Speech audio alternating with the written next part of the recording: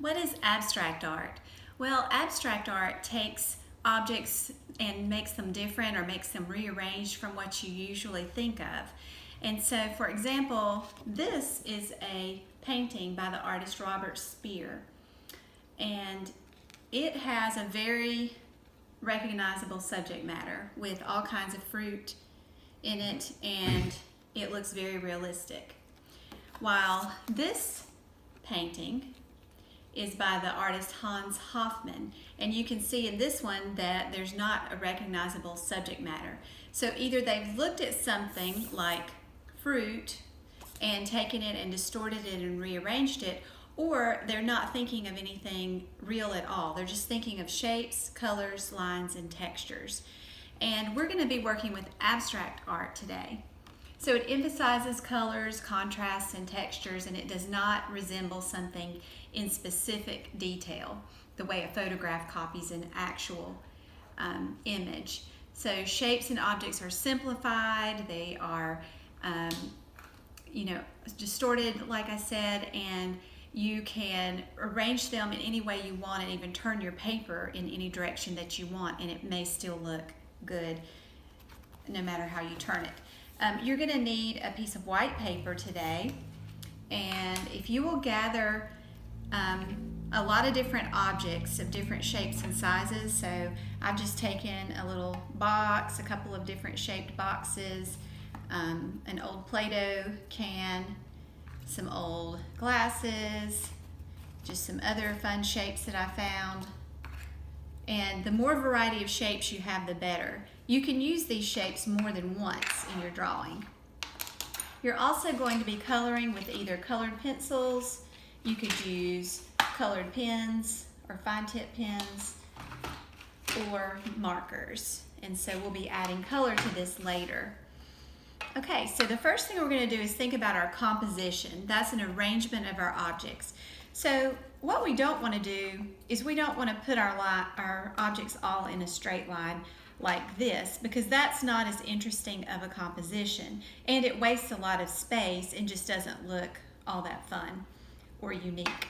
So what I want you to do is go ahead and take your objects and arrange them in a way that you think is interesting. Some objects can slightly exit the page, or maybe they're entering the page, and they can overlap if you would like them to.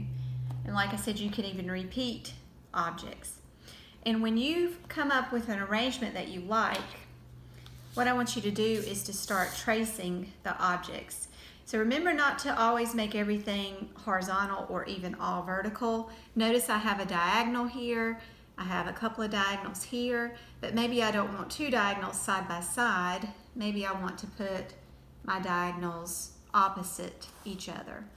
So these are all things you're thinking about with composition.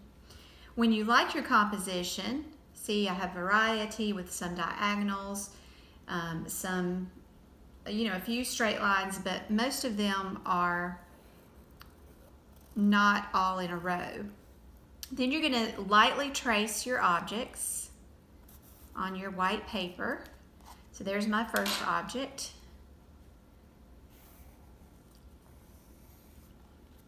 There's my second one. And everybody's will be different, and that's what I like about abstract art. Yours will be uniquely your own. And when you let things exit the page, you've got interest because your eye visually fills in the missing information. So I said something about overlapping. So what if I overlap this circle with that rectangle that I just drew? I kind of like that arrangement. And then maybe I'll overlap this one also.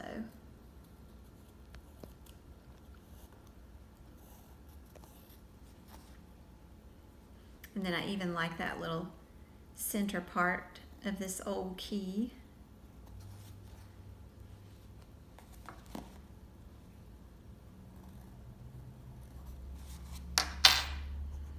Your eraser is your friend.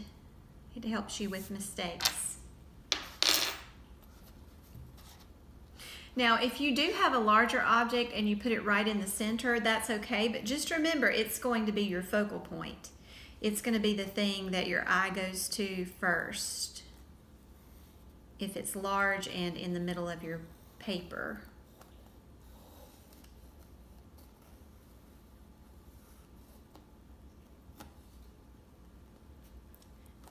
Some objects are a little more tricky to trace if they are oddly shaped like these glasses are.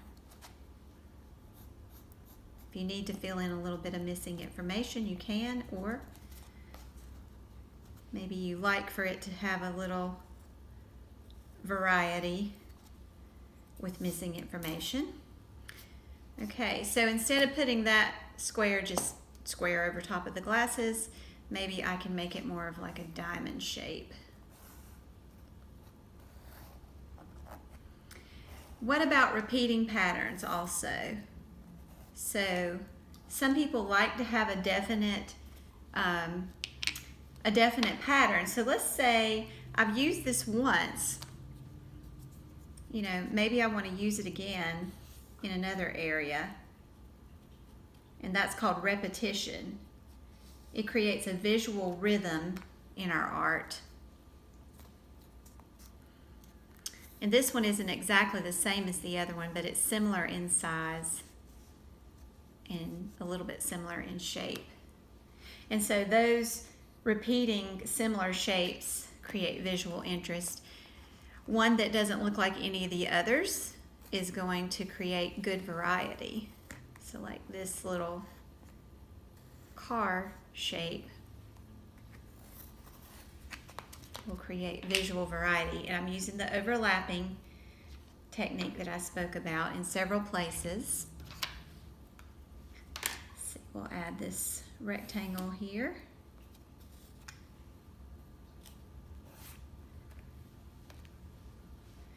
So every once in a while, take a minute to look at your drawing and think about the placement. Does it look like there's anything that needs to be added if there's an empty space? So I feel like this space is a little bit empty, and I really like this shape. So maybe I will repeat this shape again.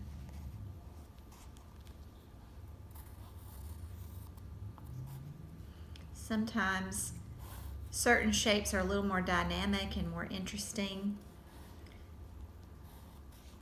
And those are the ones that you may find yourself repeating more.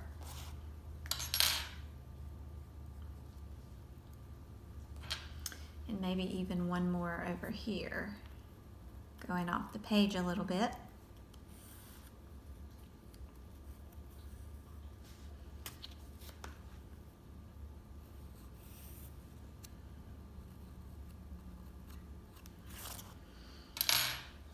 Okay, it's getting better.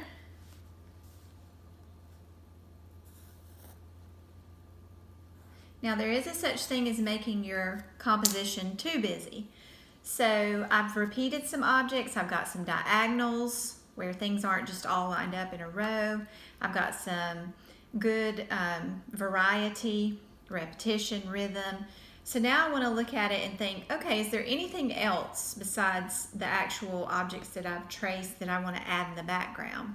So, you know, maybe some connecting lines that kind of weave in and out. And these are just free drawn because it just helps connect everything.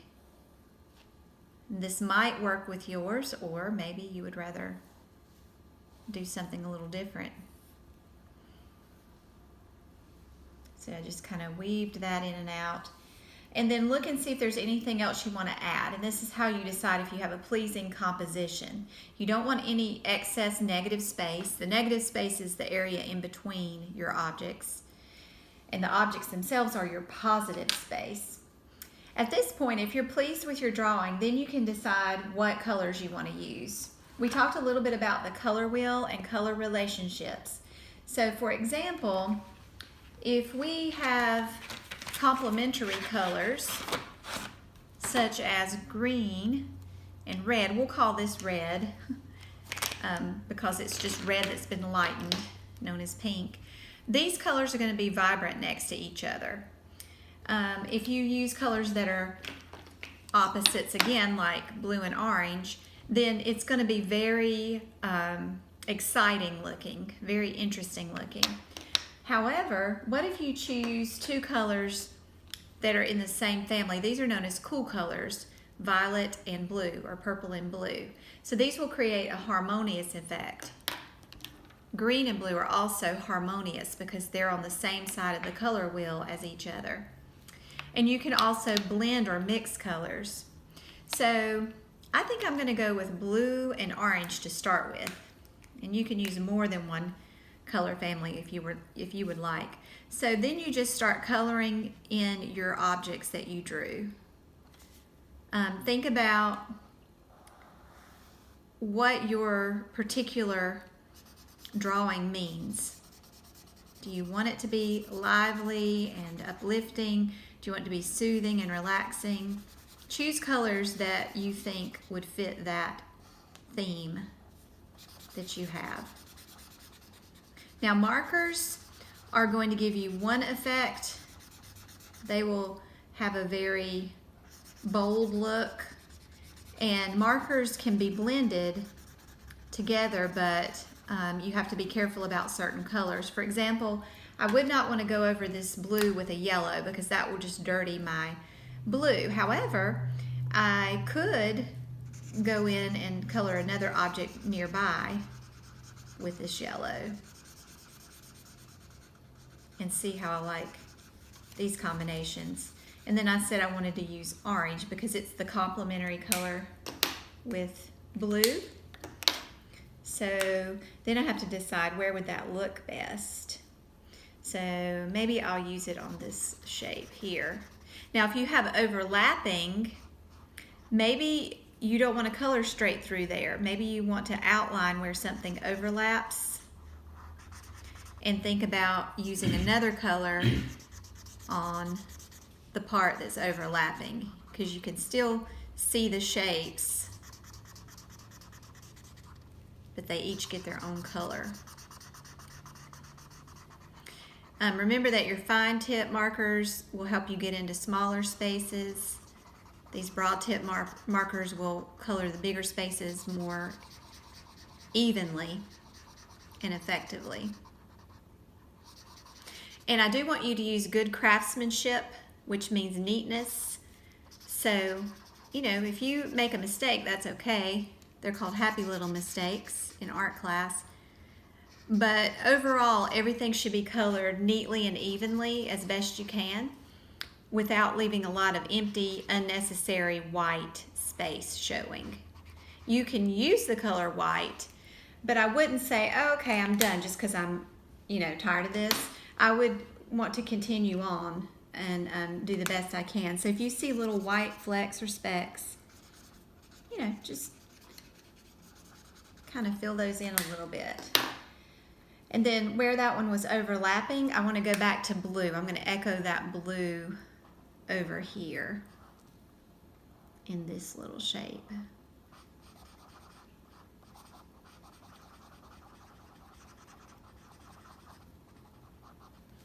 So in art class, we're not in a race. We're not trying to see whose is the best all the time or to try to finish the fastest just so we can get done. We are trying to do our best work and try to improve, on what we have done previously and learn new skills and learn new techniques and new ways of looking at things that maybe we haven't done before. So you would keep coloring in this way, thinking about the color relationships and how they relate to each other. And yes, you can use as many colors or all the colors that you want to use, but I do want you to think about what we've learned with the color wheel, how the colors relate to each other. Complementary colors or opposite colors like blue and orange, they're very vibrant next to each other. Colors like blues and greens are very harmonious and soothing next to each other. And if you want your whole picture to be warm colors, you're going to stick with oranges, reds, yellows, yellow oranges, red oranges, and things like that. If you want it to be cool colors, then you're going to stick with blues, greens, and purples. But you can always combine any number of colors, but just think of how they relate to each other. So you're going to keep coloring, and somebody's going to ask if you can switch tools to color with, and yes, that is fine. I have no problem with you switching, you know, from the markers, fine tip and fat tip or broad tip, to colored pencils. If you use colored pencils, you know, like I said, you can really get into some smaller spaces with these, and it gives another look. You know, they can give you variety with the values of lights and darks, because you can get really light values with colored pencils that you can't get with markers. Okay, so have fun with your abstract compositions.